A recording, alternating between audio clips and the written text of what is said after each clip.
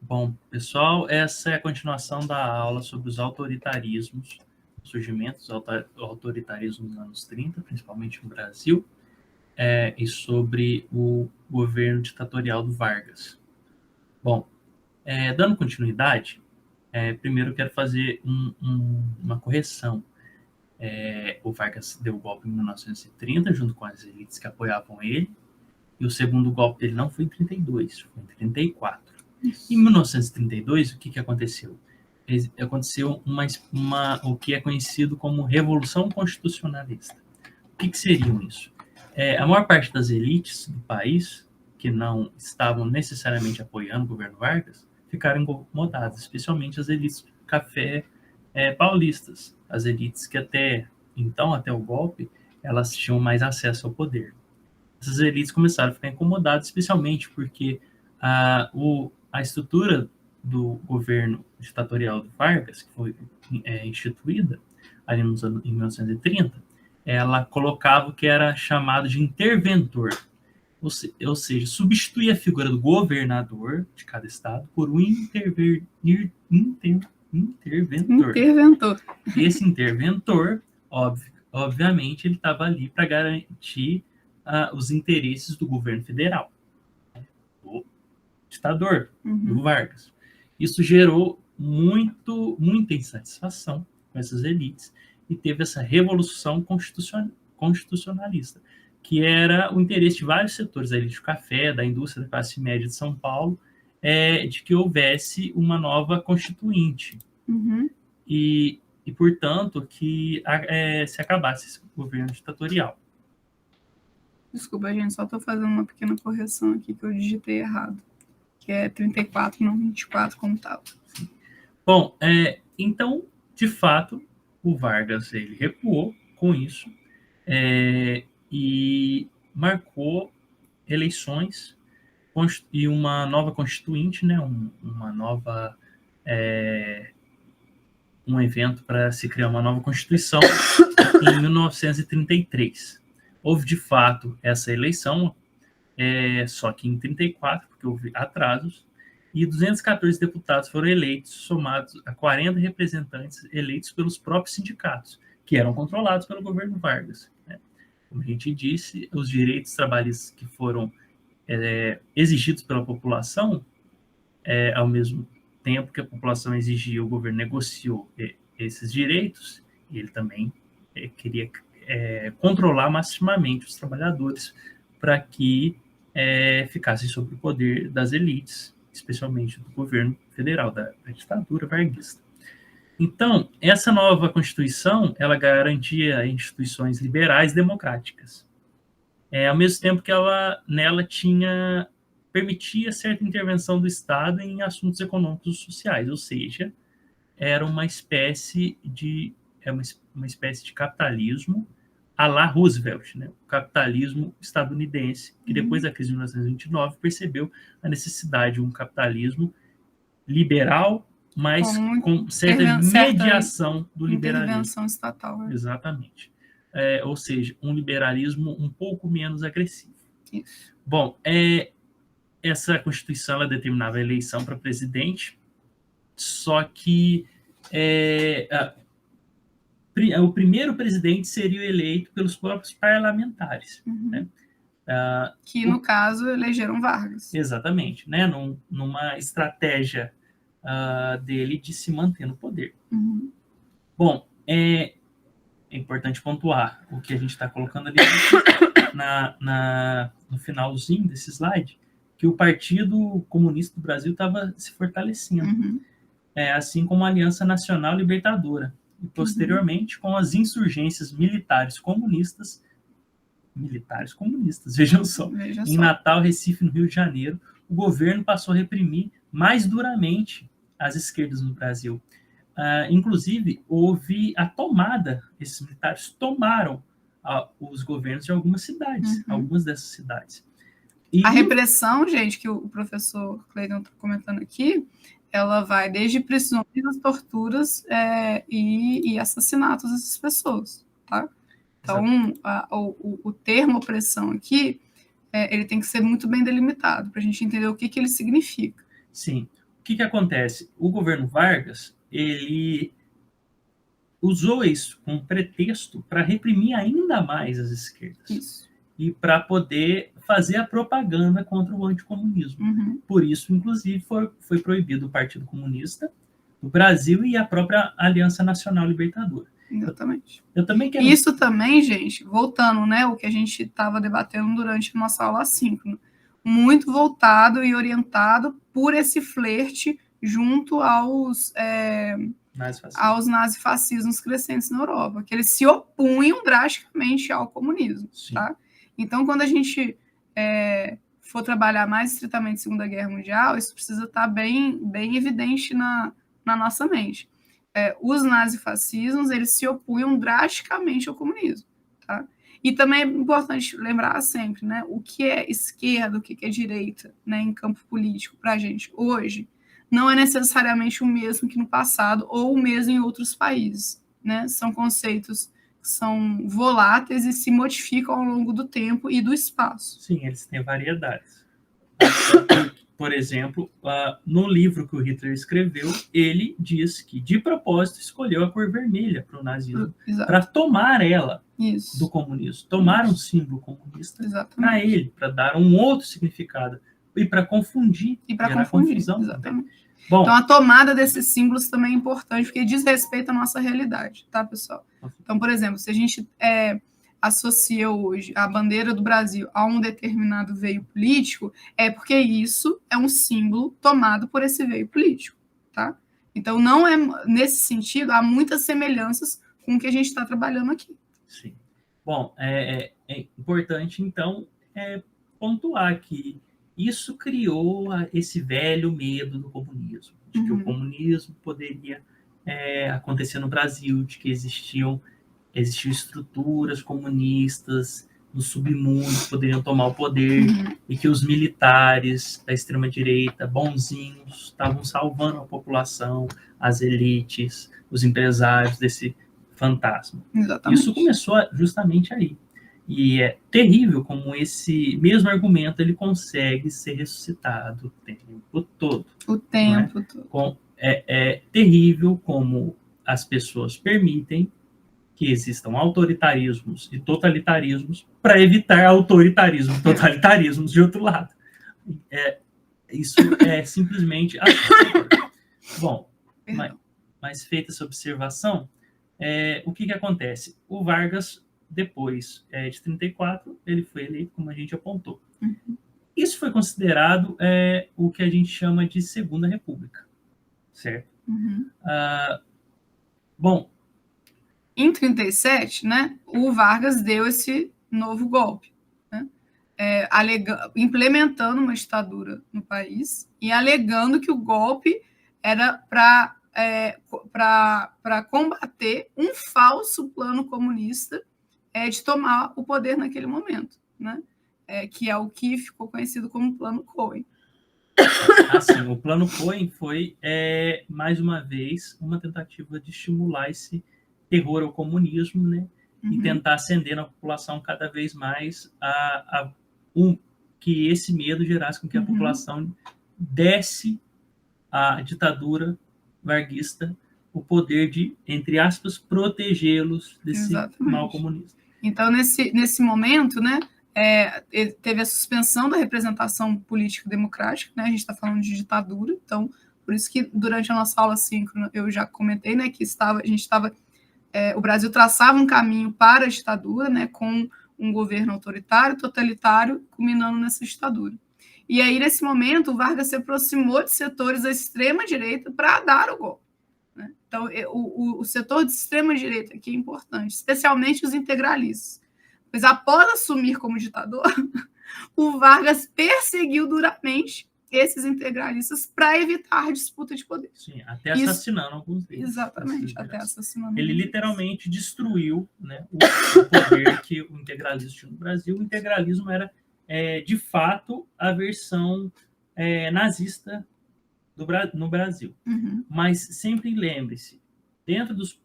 Esquerda e direita não é o suficiente tá, gente? para a gente determinar ideologias políticas. Existem diversas ideias de esquerda e diversas ideias de direita. Por isso que a gente trata elas no plural, direitas e esquerdas. Sim. E algumas delas podem direitas ser... e esquerdas, não sei como que está aparecendo para vocês. Elas podem ser igualmente autoritárias, mas terem discordância em alguns pontos. Exatamente. E, portanto, disputam poder e se autodestroem. Exatamente. O Vargas se aliou aos integralistas para ajudar ele a tomar o poder em 37.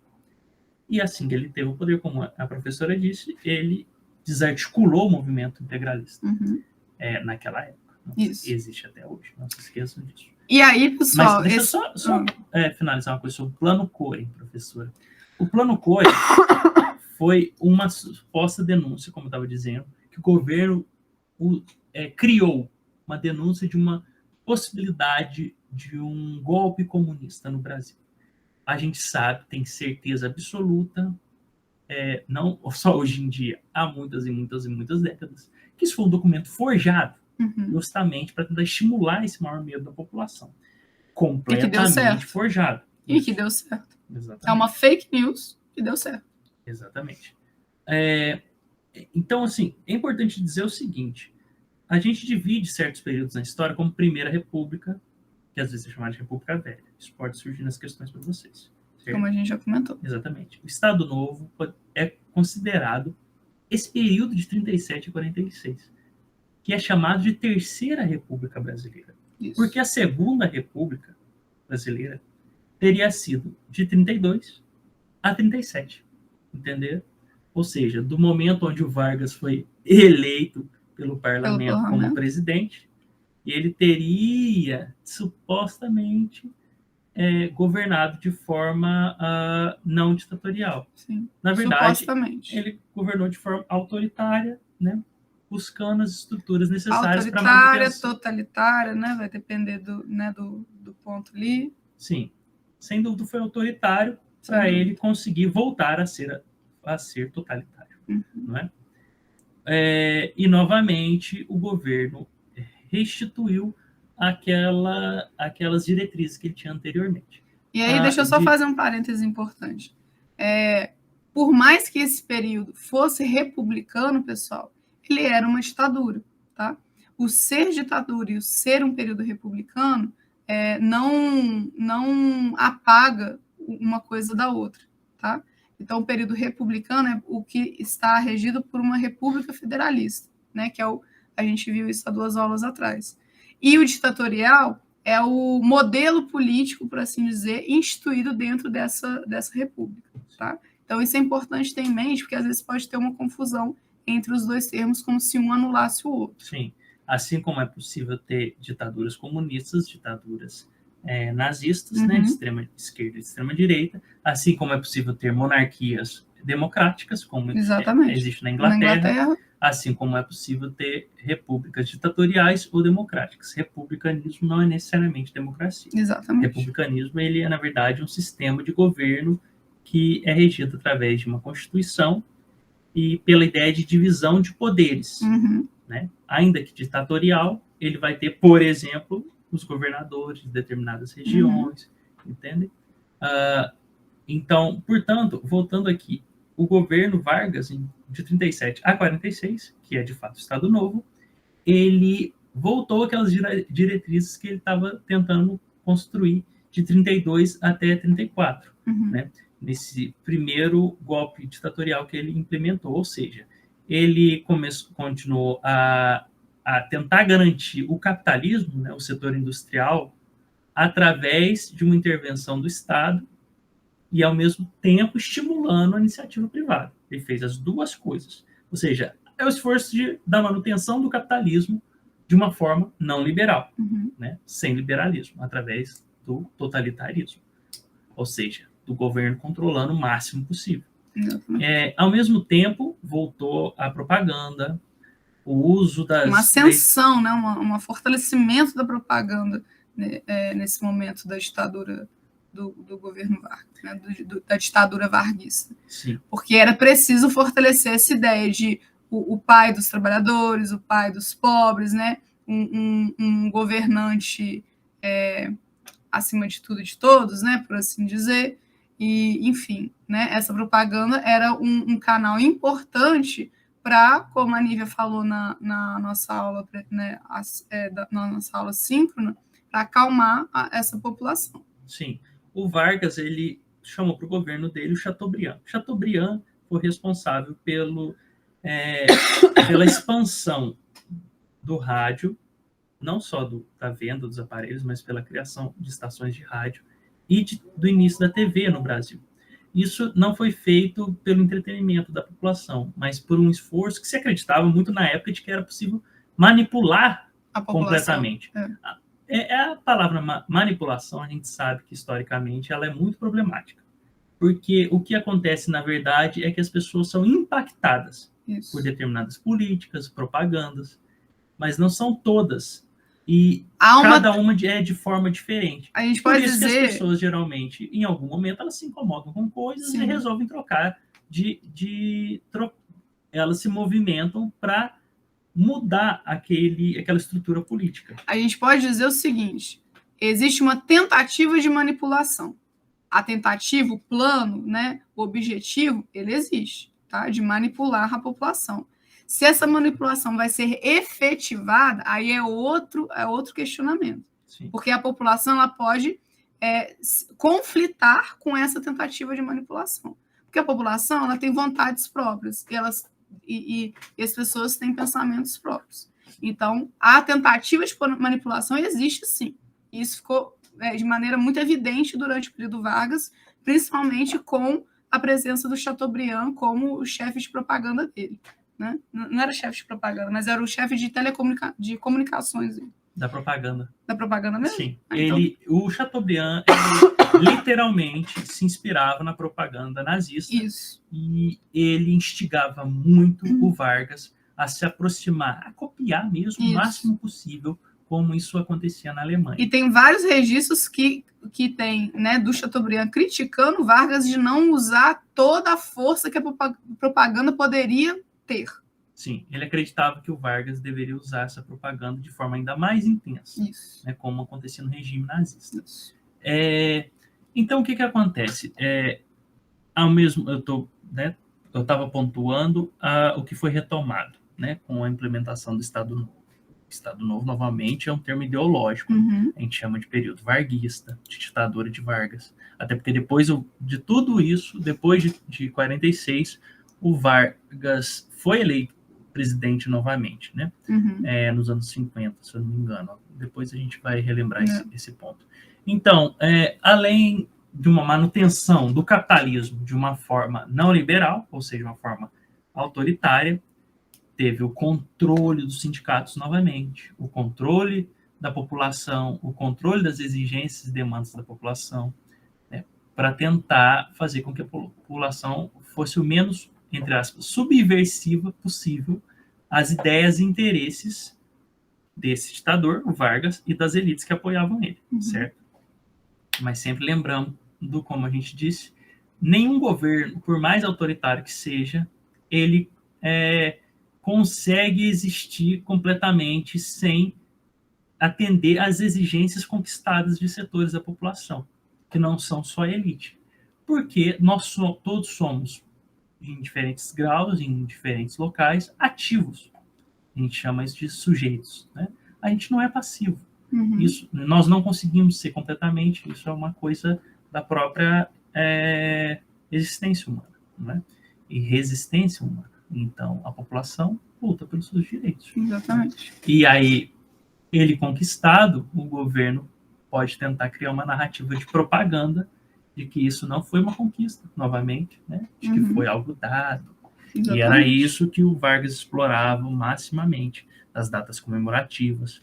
Começou a se tentar criar um espírito cívico, a educação em massa começou a aumentar, mais voltada justamente para uma educação propagandista desse governo, uma educação que não queria autonomia dessa população, é claro, mas queria criar, né, na população um nacionalismo extremo, um amor à pátria extrema, uma ideia... No Brasil foi utilizado muito o termo ufanismo. Isso. Ligado à figura do ditador. Certo? Que no caso era o Vargas. Então, existe o que a gente chama de pessoalidade, entende? As pessoas não veem aquela liderança como alguém que precisa trabalhar para eles. Eles veem, de fato, alguém que deve ser adorado. Isso. Muitos chamam isso até mesmo de messianismo. Isso. Ou populismo, certo?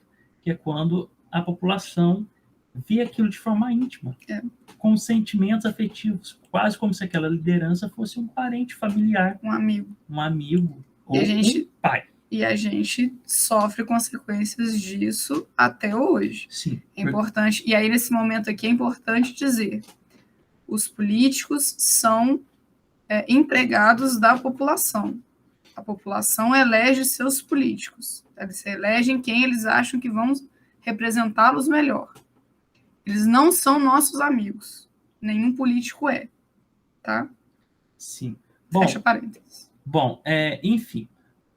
Em 1900, o governo Vargas continuou mantendo essas estruturas, né? O desenvolvimento de estatais, a criação de postos de trabalho, justamente porque era necessário, né, dar emprego a essa população para não ficar revoltosa. Uhum. Era necessário seguir aquilo que estava acontecendo no mundo. Os direitos trabalhistas estavam sendo conquistados de um jeito ou de outro. Então, ele usou isso para manutenção do próprio governo dele, certo? Bom, o que acontece?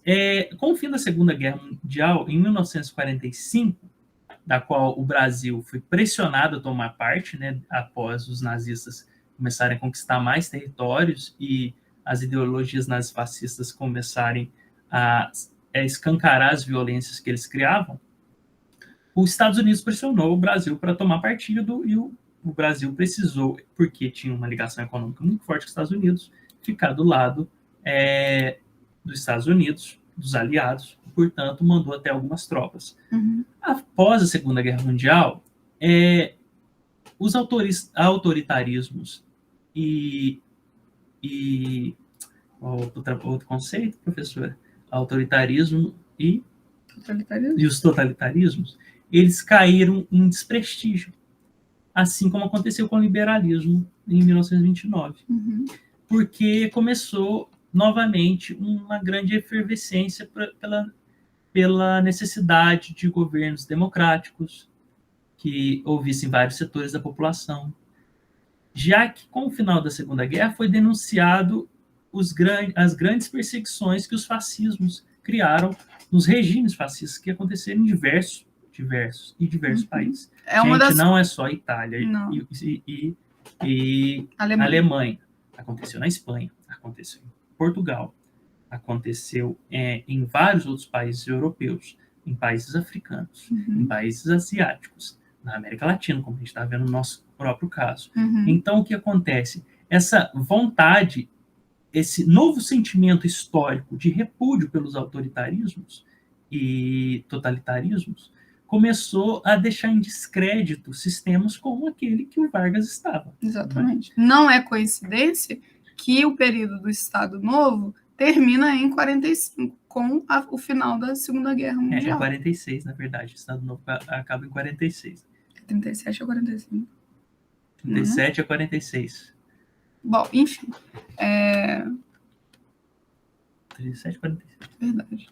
Perdão. Mas, enfim, não é coincidência de acabar logo após a Segunda Guerra Mundial. Depois. O que acontece?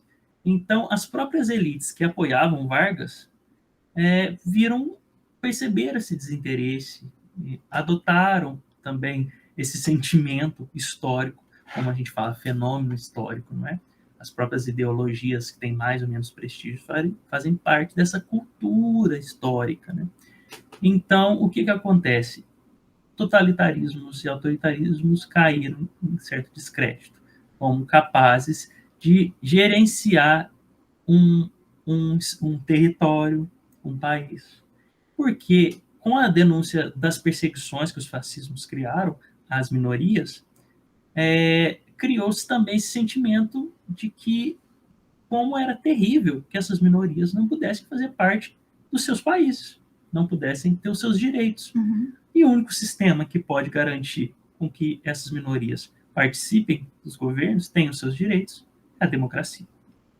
Bom, portanto, o próprio Vargas foi se adaptando a isso para que conseguisse fazer uma transição menos violenta para ele, né, para que ele conseguisse ser deposto de forma não revolucionária, ou ser um golpe, para que porque quando acontecem golpes, cabeças rolam, geralmente. Bom, então ele começou a mesma coisa que ele fez em 32, né, a dizer que ia garantir uma transição, que ia ter uma anistia dos presos políticos perseguidos pela ditadura do Vargas, de que haveria eleições democráticas para a presidência, de que deputados federais e senadores seriam novamente eleitos pela população, os partidos políticos iam ser permitidos novamente. Então, tentativa de fim da censura, né? Uma amenização da censura no período. Sim. E, no entanto, como a gente mencionou anteriormente, o governo Vargas, se tem uma coisa que ele foi extremamente eficaz, foi na propaganda. Ele conseguiu, de fato, criar uma narrativa de que os fenômenos dos direitos trabalhistas não foram parte das exigências da própria população, mas foram algo dado, concedido pelo governo Vargas. E aí, por mais que estivesse, né, um momento que a sociedade estava conflituosa, né, como o professor Cleiton comentou, a gente tem uma renovação da democracia liberal, né, tem uma nova ascensão da democracia liberal nesse momento, com o fim da Segunda Guerra Mundial. Existiam conflitos diretos dentro da população se opondo ao governo Vargas, né? O governo Vargas, era Vargas, período Vargas, todos esses nomes são possíveis de aparecer, tá, pessoal? E aí, em oposição, né, a esses conflitos que começaram a ressurgir nesse momento com mais força, tinha uma boa parte de trabalhadores também que, por conta dessa propaganda, falava, não, mas o Vargas foi quem nos deu os nossos direitos trabalhistas. A gente tem que defender ele. Surgindo, então, o movimento do queremismo. Movimento popular, civil. Movimento civil popular. Que falava o quê? Não, a gente precisa defender o Vargas. Nós queremos o Vargas. Sim. Esse era o objetivo desse movimento, né, do queremismo. De tentar fortalecer e proteger esse governo que, por conta da propaganda, teria supostamente dado esses direitos aos trabalhadores, que, como a gente viu, não foi assim. E, novamente, o governo perseguiu, o governo que matou, que torturou. Foi um governo ditatorial. E que também criou campos de concentração. Sim. Também criou, portanto, trabalhos forçados. Foi um governo terrivelmente... como que eu vou dizer? Ele flertava terrivelmente com os nazifascistas. Bom, o que acontece? Esse movimento queremista da população assustou essas elites econômicas, militares, que queriam se desassociar do Vargas e que acontecesse um novo movimento democrático liberal. Então, por causa disso, o que essas elites organizaram? Um novo golpe. Os militares, mais uma vez, envolvidos. Os militares, eles colocaram o presidente do STF, que era o José Linhares, como uma espécie de presidente provisório. Sim. Então, essas eleições que tinham sido prometidas, elas foram mantidas, foram eleitos parlamentares, uma nova constituinte foi criada. Sim. Apesar, né, do presidente ter sido eleito nesse momento, tenha sido o candidato do Vargas, associado ao Vargas, né, que é o Eurico Dutra. Sim, ele era um candidato que apoiava o Vargas, né? E era apoiado pelos trabalhadores também. Sim. As elites agrárias, econômicas e militares, agrárias, quando a gente está falando dos antigos coronéis, que a gente viu lá na Primeira República, né? Eles achavam que o candidato deles que ia vencer, o Eduardo Gomes. Mas quando eles perceberam essa derrota, eles viram o perigo e a força que o varguismo, o fascismo varguista, criou ali. A gente tem que lembrar outra coisa também, fazer só uma ponte para um conteúdo futuro, tá, pessoal? que o Vargas ele volta ao poder democraticamente nos anos 50, né? 51 ou 52, se não me engano. E aí a gente tem que pensar nisso como a força que esse ditador anterior teve por conta dessas propagandas também, para poder voltar ao poder, mesmo depois de ter sofrido um golpe. Tá? Sim, ele se adapta, como a gente disse, é muito comum que as elites políticas, econômicas, elas se adaptem para a manutenção delas no poder. Então, portanto, o próprio Vargas fez isso. Ele se adaptou à democracia para que ele pudesse voltar ao poder. São outras circunstâncias, outra situação que a gente vai ver numa outra oportunidade. Professora, por favor, só para a gente não deixar uma informação equivocada, quando o Vargas foi eleito democraticamente de novo, enquanto você lembra, enquanto 51. Você lembra, em 51? De 51 a? 54, né? Que aí ele estava sofrendo fortes oposições e aí ele suicida, né? Em 54. Foi de 51 a 54, certo? Então, foi 4 anos. Bom, então, voltando, essas eleições foram mantidas e as elites sentiram que elas perderam para essa ideologia, já que o Dutra, um apoiador do Vargas, ele conseguiu ganhar as eleições. Eu preciso colocar uma coisa aqui para vocês antes da gente entrar nos exercícios, que é muito, muito importante. Uma adaptação que acontece hoje em dia para criar certas narrativas, certos argumentos pró ou anticomunistas, ou pró ou antifascistas, é sempre aquela associação de que estatização, ou seja, o Estado ser dono de determinados setores de produção, né, por exemplo, de combustíveis, ou de alimentos, ou de energia, é algo necessariamente de esquerda. Por isso, muitos políticos de extrema direita tentam dizer que o governo Vargas foi um governo de esquerda, porque ele era um governo que estava associado à estatização. Da mesma forma, alguns tentam dizer que o governo do Hitler também foi um governo de esquerda, por causa desse mesmo fator.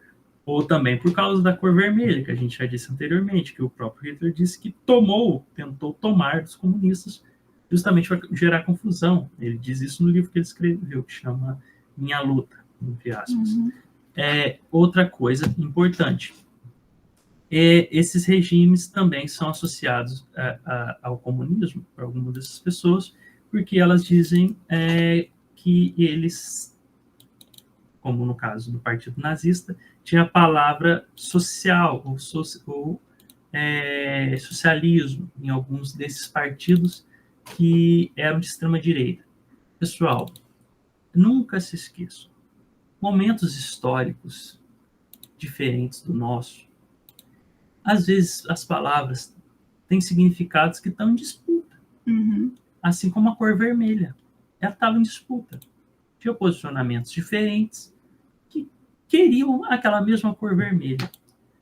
Do mesmo modo, tem posicionamentos diferentes que querem usar palavras que soam, como que eu vou dizer, soam interessantes para os grupos que eles querem conquistar apoio. Como os trabalhadores.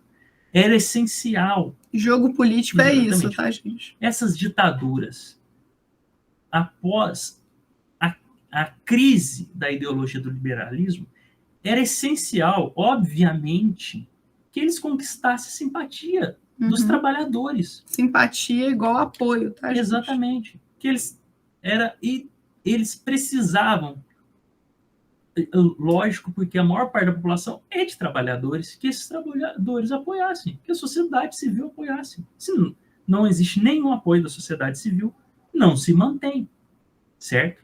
Então, portanto, nesse primeiro ponto, eu preciso dizer isso para vocês. Muitos partidos utilizavam palavras que estavam em disputa ainda. Hoje, nenhum partido de extrema-direita coloca a palavra socialismo, certo? Mas existem partidos de direita, de centro-direita, que colocam, por exemplo, o PSDB, por exemplo, eles colocam um país como Partido Social Democrata. E é um brasileiro. partido de centro-direita. E é um partido de centro-direita, que está diretamente associado ao neoliberalismo, e não à social-democracia. E não à social-democracia. Certo? Então... Cuidado com essas nomenclaturas. Sim. Elas não são suficientes para explicar um determinado movimento, instituição ou, como o que o professor Cleiton está falando aqui, o partido. Sim. O que define o comportamento de um governo é o fenômeno histórico que ele faz parte. Uhum. É a condução que ele faz. A trajetória política.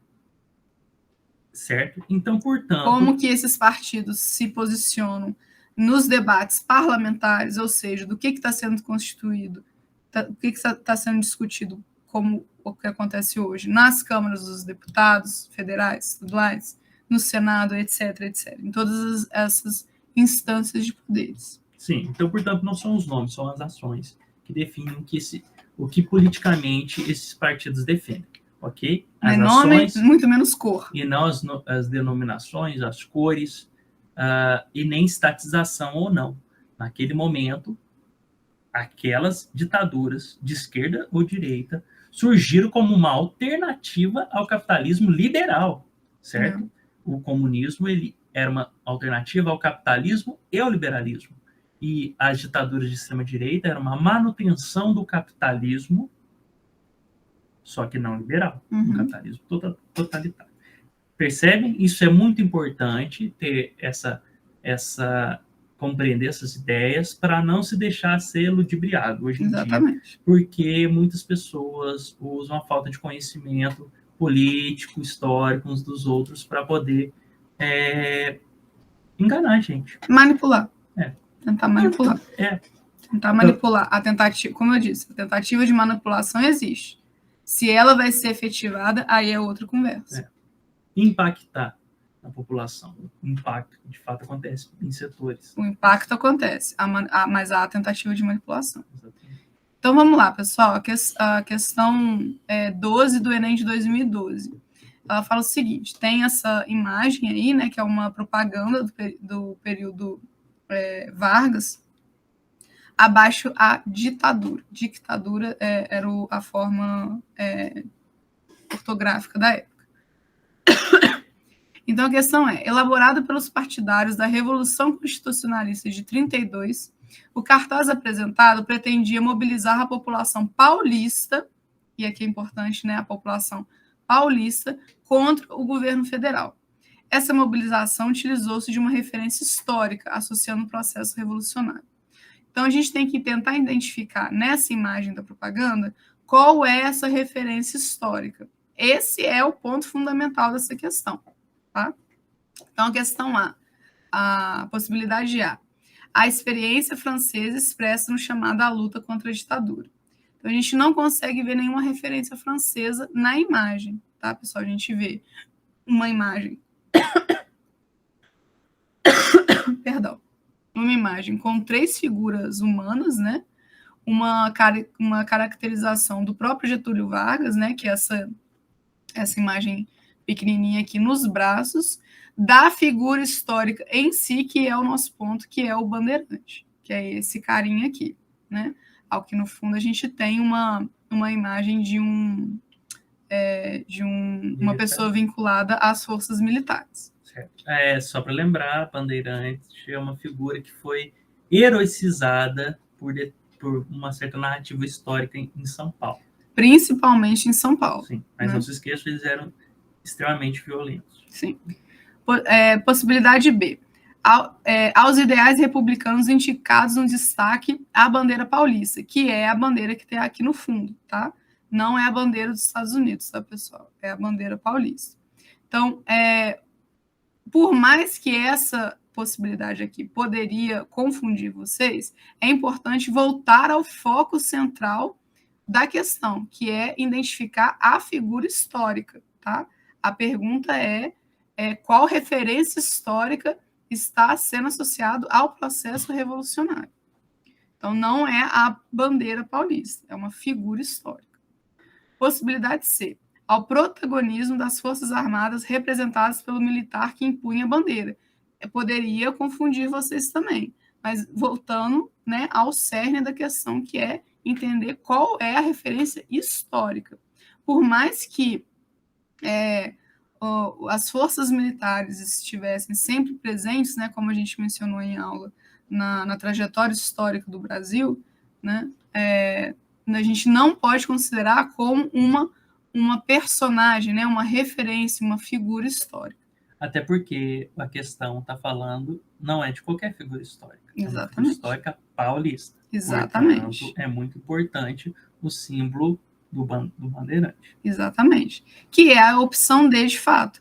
Ao bandeirantismo, né, o movimento bandeirantismo, que é um termo utilizado ainda, como símbolo paulista apresentado em primeiro plano, que é a figura de destaque em si da propaganda. Tá? Então, pensem o seguinte também, gente, a propaganda é uma imagem de impacto, né? Aqui no caso, uma propaganda de imagem, uma imagem de impacto. O que salta aos olhos, o que está na centralidade do desenho? É a figura de Vargas associado ao bandeirante aqui, certo? Então, por isso também que não é a opção ao papel figurativo de Vargas na política, enfatizando pela pequenez de sua figura no cartaz. Não é, na verdade, ele está centralizado no cartaz. Então, aqui o tamanho da figura de Vargas influencia pouco. Porque quem segura Vargas é o bandeirante nessa imagem. O bandeirantismo como sendo maior do que o próprio Vargas. Exatamente. Então, nessa questão aqui, seria a opção D. Então, percebam que você não precisa saber lembrar na hora da questão o que foi Revolução Constitucionalista de 32. Você não precisa lembrar o que se definiu essa revolução. Revolução, golpe, né? A gente já debateu isso. O que você precisa entender é qual que é o objetivo da questão. E, a partir desse objetivo, focar nas opções. Sim. Então, se trata de interpretação de texto, a técnica que a gente já cansou de falar para vocês, e compreensão de fenômenos históricos. Exatamente. O fenômeno histórico que é importante a gente lembrar bandeirantes são muito importantes para os paulistas. Uma narrativa de uma história heróica para eles. Exatamente. História heróica, popular, não científica. Exatamente. Então, aqui a gente vai para a questão do Enem de 2017, questão 81. E aí, olha só, esse aqui é um recorte, pessoal, de um texto publicado em 1945.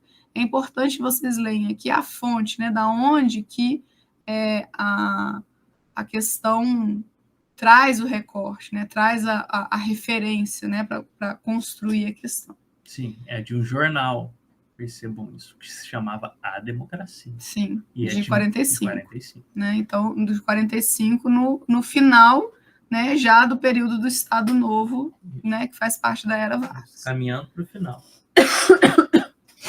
Então, vamos lá. O recorte é o seguinte. Estão aí, como se sabe, 2 candidatos à presidência. Os senhores Eduardo Gomes... Que eu lesse, professora, que sua voz está... Estão aí, como se sabe, 2 candidatos à presidência. Os senhores Eduardo Gomes e Eurico Dutra. E um terceiro, o senhor Getúlio Vargas, que deve ser candidato de algum grupo político oculto, mas é também o candidato popular. Porque há 2 queremos. O queremos dos que querem ver se continuam nas posições e o queremos popular. Afinal, o que é que o senhor Getúlio Vargas é? É fascista? É comunista? É ateu? É cristão? Quer sair? Quer ficar? O povo, entretanto, parece que gosta dele por isso mesmo, porque ele é a moda da casa, ou seja, é adaptável. Uhum. É adaptável, as pessoas estão acostumadas. Então, é importante a gente perceber que existe uma conotação crítica nesse recorte aqui, tá, gente? Cínica mesmo. Cínica mesmo. Então, vamos para a questão. O que a questão está perguntando é: o movimento político mencionado no texto caracterizou-se pelo quê? Por A, reclamar a participação das agremiações partidárias? Não, em nenhum momento o texto menciona isso. A gente já pode cortar a opção A. B, que aí pode dar confusão, tá? Essa é uma questão capciosa. Apoiar a permanência da ditadura estadonovista. Por que pode dar confusão essa opção? Porque aqui tem uma clara relação, uma evidente relação com o queremismo que a gente comentou agora há pouco, né? que era apoiar a permanência do Vargas na figura como presidente ditatorial. Então, vocês poderiam confundir essa opção aqui. Só que este é um texto cínico, ele está criticando, ele não está enfatizando, louvando ou apoiando, né? Como a gente poderia confundir por conta dessa passagem aqui da relação com o queremismo. Ele tá questionando quem são essas pessoas que querem o Vargas de fato no poder. Quem são? Tem pelo menos duas possibilidades, é o que o texto fala. Tem dois queremos aí, né? E afinal de contas, quem que é esse tal de Vargas? Ele é o quê? Ele é cristão? Ele é ateu? Ele é o quê? Então, o importante aqui desse recorte é a gente entender esse cinismo, né? Esse sarcasmo até que o texto traz falando desse período histórico. Aí a gente vai, por isso que não é a opção B, tá, gente? E por isso também que pode dar confusão. Aí a gente vai para a opção C, que é demandar a confirmação dos direitos trabalhistas. Também em nenhum momento o texto menciona isso. O que pode dar confusão aqui é porque o período Vargas está relacionado fortemente, né, à demanda de direitos trabalhistas. Essa seria uma opção que poderia confundir alguém. Mas como o texto não menciona, a gente tem que se ater ao texto, tá? E ao que a questão quer. Então, a gente cortaria a opção C também. Opção D, reivindicar a transição constitucional sob influência do governante. E essa é a nossa opção. Porque quando o texto critica esse movimento queremista, ele também está falando que tem aqueles que querem ver a permanência das suas posições e tem o queremos popular. Ele critica esse queremos popular como se fosse apenas o associado aos trabalhadores que queriam a manutenção da figura de Vargas no poder, né? Como a gente mencionou agora na aula. Sim, até porque, como se trata de interpretação de texto, vocês não podem se focar somente no texto do jornal, mas a questão, o que está pedindo para vocês. A questão é simplesmente aquele trecho. O movimento político mencionado no texto caracterizou-se por reivindicar a transição constitucional sob influência do governante. Porque o texto ele assume a figura do Getúlio Vargas como uma figura importante, quando ele fala que ele é a moda da casa, tá? Só que nesse momento aqui, de 45, o Vargas já estava enfraquecido. E aí já se conflitava, né? Já se reivindicava uma nova figura política para assumir no lugar do Vargas. Uma transição. Ou seja, como é a opção D aqui, uma transição constitucional. Por isso que é a nossa opção D. E também não é a opção E, que é resgatar a representatividade do sindicato sob controle social, que realmente não é nem é mencionado.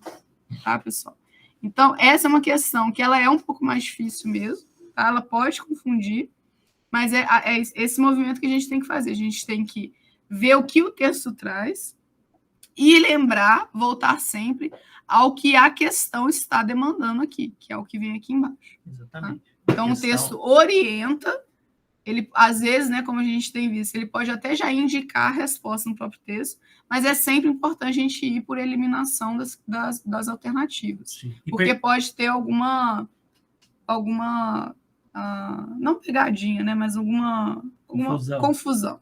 Sim, essa questão, ela é simplesmente interpretação de texto. Uhum. Porque ela simplesmente quer que a gente indique o movimento político que o artigo do jornal mencionou. Exatamente. Certo? Então a gente só precisa encontrar qual que se atém. Aqui tem as referências bibliográficas que a gente utilizou para construir essa aula, e a gente vai disponibilizar esse texto para vocês no nosso Drive. Sim. Inclusive, só queria fazer uma recomendação, que esse texto do Boris Fausto, Pensamento Nacionalista Autoritário, esse livro é muito bom, muito interessante e bem curtinho. E eu recomendo muito a leitura dele. E vocês acham ele na internet facilmente. Então, pessoal, é isso. Bons estudos, e a gente permanece aqui à disposição de vocês. Bom trabalho, pessoal. Bons estudos. Até mais.